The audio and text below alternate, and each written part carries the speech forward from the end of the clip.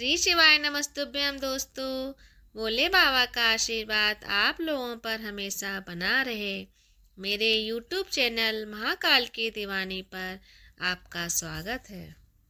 मेरी दी हुई जानकारी अगर आप लोगों को अच्छी लगे तो प्लीज़ मेरे चैनल को सब्सक्राइब कीजिए, जिससे नई नई जानकारियाँ आप लोगों को मिलती रहें। राधे राधे दोस्तों, मैं आपको सप्ला एकादशी की कहानी सुनाने जा रही हूँ। आगे युधिष्ठिर ने प्रश्न किया, हे मधुसूदन, पौष कृष्ण एकादशी का क्या नाम है और उस दिन किस देवता की पूजा की जाती है, ये मुझे विस्तार से कहिए। भगवान श्री कृष्ण कहने लगे कि हे धर्मराज, एकादशी व्रत से मैं जितना प्रसन्न होता हूँ उतना अधिक दक्षिणा पाने वाले यज्ञ से भी प्रसन्न नहीं होता।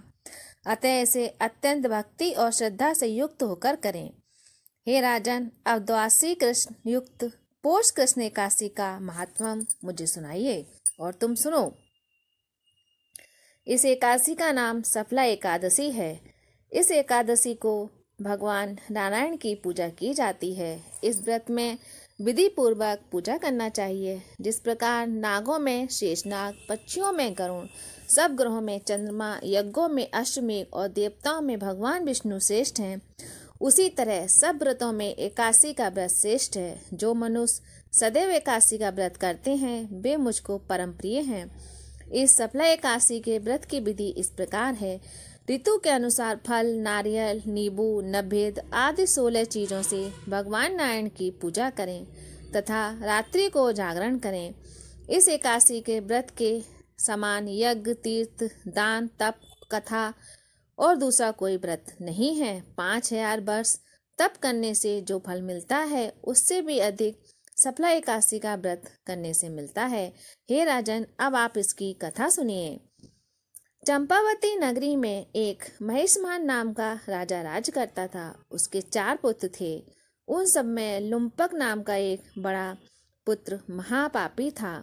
वह सदा पर स्त्री तथा वेश्यागमन में अपने पिता का धन नष्ट करता तथा देवता, ब्राह्मणों और वेश्युओं की निंदा किया करता था। जब राजा को अपने बड़े पुत्र के ऐसे कुकर्मों का ज्ञान हुआ तो उसने उसे राज्य से निकाल दिया। तब लुम्पक विचारने लगा कि अब मैं कहाँ जाऊं, क्या करूं। अंत में उसने चोरी करने का निश्चय किया। वह दिन को वन में रहता और रात को अपने पिता की नगरी में चोरी करता और अन्य कुकर्म करता। वह वन में रहकर पशु पक्षियों को मारकर खा जाता। राज कर्मचारी उनके इन कुकर्मों के कारण पकड़कर भी राजा के भय से छोड़ देते थे। उसी वन में एक अत्यंत प्राचीन विशाल पीपल का वृक्ष था जो देवताओं के समान पूजा जाता था। उसी वृक्ष के नीचे लुम्पक रहता था। कुछ समय पश्चात पौष कृष्ण पक्ष की 10वीं के दिन वह वस्त्रहीन होने से शीत के कारण सारी रात्रि को सो नहीं सका और उसके हाथ पैर अकड़ गए। वह रात्रि उसने बड़ी कठिनता से व्यतीत की और सूर्योदय होने पर भी वह मूर्छित पड़ा रहा। मध्याह्न के समय सूर्य की गर्मी से उसकी मूर्छा दूर हुई और उसे होश आया कर गिरता पड़ता वन में भोजन की खोज में निकल पड़ा, परंतु व्यथा के कारण जीवों को मारने में असमर्थ था।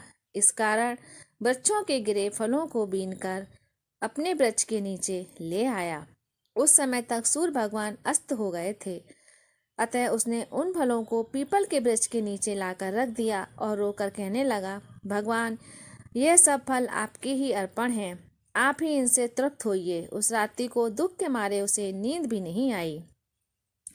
इस उपवास और जागरण से भगवान अत्यंत प्रसन्न हुए और उसके सारे पाप नष्ट हो गए। दूसरे दिन प्रातः समय एक अति सुंदर घोड़ा उसके सुंदर वस्तुओं से सजा हुआ उसके सामने आकर खड़ा हो गया और उसी समय आकाशवाणी हुई, हे राजपुत्र, श्री नारायण की कृपा से तेरे सारे पाप नष्ट हो गए हैं। अब तो अपने पिता के पास जाकर राज्य प्राप्त कर। आकाशवाणी सुनकर लुम्पक बड़ा प्रसन्न हुआ और दिव्य वस्त्र धारण करके भगवान आपकी जय हो ऐसा कहकर वो अपने पिता के पास गया और उसने संपूर्ण कथा सुनाई। कथा सुनकर उसके पिता ने बड़ी प्रसन्नता से उसे समस्त राज का भार सौंपकर वन को प्रस्थान कर लिया।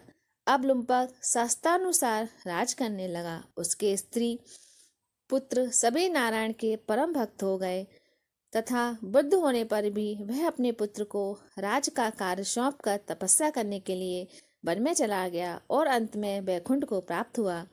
अतः जो मनुष्य भक्ति पूर्वक सफला एकादशी का व्रत करते हैं उनको अंत में मुक्ति मिलती है। जो मनुष्य इस सफला एकादशी का व्रत नहीं करते वे पूंछ और सींगों रहित पशु के समान हैं। इस सफला एकादशी के महात्म्य के पढ़ने अथवा श्रवण करने से मनुष्य को अश्वमेध यज्ञ का फल प्राप्त होता है।